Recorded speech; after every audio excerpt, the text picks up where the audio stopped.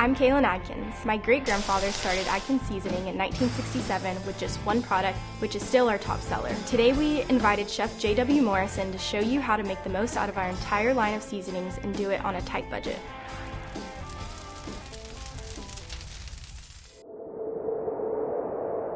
Hi, I'm Chef J.W. Morris, and this is Cooking with Adkins. Today I have Kaylin Adkins with me. She's going to be my assistant and the official taste tester. So today we're working with pork shoulder. This is my favorite cut of pork because the fat ratio is 20% to 80% meat. It makes for a wonderful mouthfeel. It bastes itself while you're cooking. It's almost hard to overcook a pork shoulder. So to start off, we're going to be talking about the seasonings that we're using. I like to do a combo on seasonings because I can dial it into exactly what I'm looking for. These seasonings will be wonderful by themselves. However, I am using a steak base for the pork. When I mix this steak base with also the chicken and pork rub, you get a wonderful smoky, balanced flavor that works beautifully for pork. We're going to trim this down a little bit. I'm going to take a little bit of the fat cap off of it. Some people like to leave it on. I just don't like such a fatty content in my finished product, so I do trim it down in the beginning. It's usually about 1/4 inch to 1/2 inch thick. I like to take that down by about half, and you want to be able to make sure that you let the knife do the cutting. American knives are made for slicing, and so you let the knife do the work. You don't put much pressure behind it. Most injuries come from putting too much pressure behind it, slipping. So I'm just very gentle with the way that I handle my knife, and I make sure that it does the work. So I'm leaving enough fat to keep the ratio nice and to baste the meat, but I'm just taking off these really larger pieces so that the meat itself is a little more exposed. So that's about all I'm going to do as far as taking the fat down. All right, so we're ready to start to mix up the seasoning. Kaylin, you want to come over and start to mix these guys up? We'll taste it and go from there.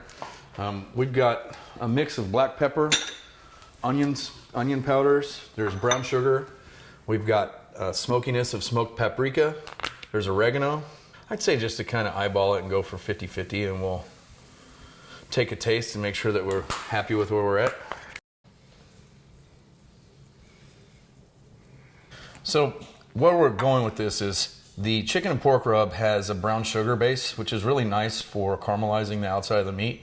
We've got a lot stronger flavors coming from the ranch style steak seasoning.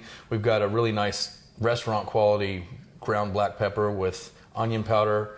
We've got kosher salts in there. We are dealing with the jalapeno and red pepper flakes. So that adds a nice spicy element, but it's a little strong. This is going to be the sweet side of it, and we've also got smoked flavors from the paprika. So basically by using the stronger flavors, mixing them with the sweeter and the smokier flavors, we're going to attempt to find a flavor that we call umami.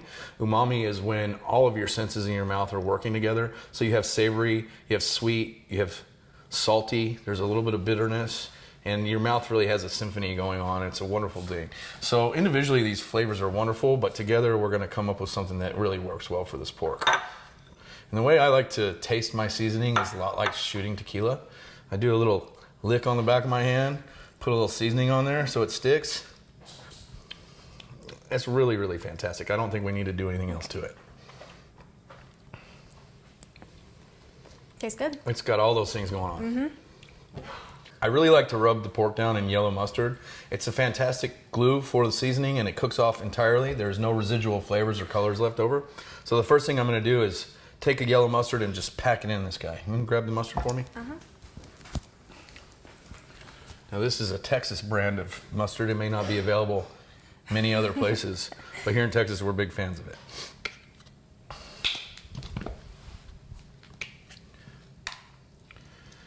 So some people don't like the way this feels and like to use rubber gloves. I'm a get your hands dirty kind of guy. If you want to start pouring some seasoning on there, I will start to massage it in and we'll keep your hands out of the mustard. That's perfect.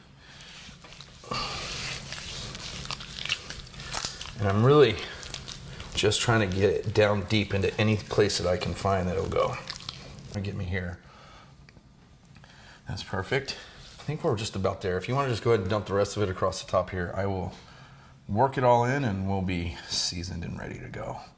So that's about it. We are now going to let this rest for about a half hour. That'll allow the marinade to sink in. We'll get the smoker fired up, and when the smoker's ready, the pork will be ready to go on. Okay. Today we're working with a convection smoker. This is a Traeger brand wood pellet fired smoker, and it's a nice new technology that basically does all the work for you. So you see how we have all that nice fat? When I put this guy down, we're gonna let it rest in place. There's not gonna be a lot of moving this guy around. But because it's a convection smoker, we've got smoke that's circulating throughout the entire thing. It's not necessary to do turns. We're gonna really just let it sit and do all the work for us. But keeping that fat on top, make sure that it will render down and fill in the meat and make for a really nice and juicy product. All right, well, we're ready to pull the pork off. We've been going at 300 degrees for about 5 hours. This is a smaller pork shoulder, so it's the right timing for this. We're doing a pork roast, and we're gonna cut this into chunks. So 5 hours was the right call. Had we been going for pulled pork for like sandwiches or shredding it, I would have gone about 2 hours longer. I like to get pulled pork up to 195 degrees because that's when all the connective tissues and the fats completely break down and it'll shred. But it's a little soft for a roasted product, so we went to about 170 degrees, and that's going to give us a nice temperature for slicing it and having a nice substantial piece. I'm excited about this one. So we've got a beautiful pork shoulder here. We cooked this to do as a roast. I didn't want it to get so soft that it fell apart on us. I want to get nice slices. I'm going to go ahead and cut into it. You're going to see all this beautiful smoke ring colors. Succulent, juicy, and substantial enough that you can serve it as a piece versus it falling apart like pulled pork. And we'll take a couple of these pieces here and plate them.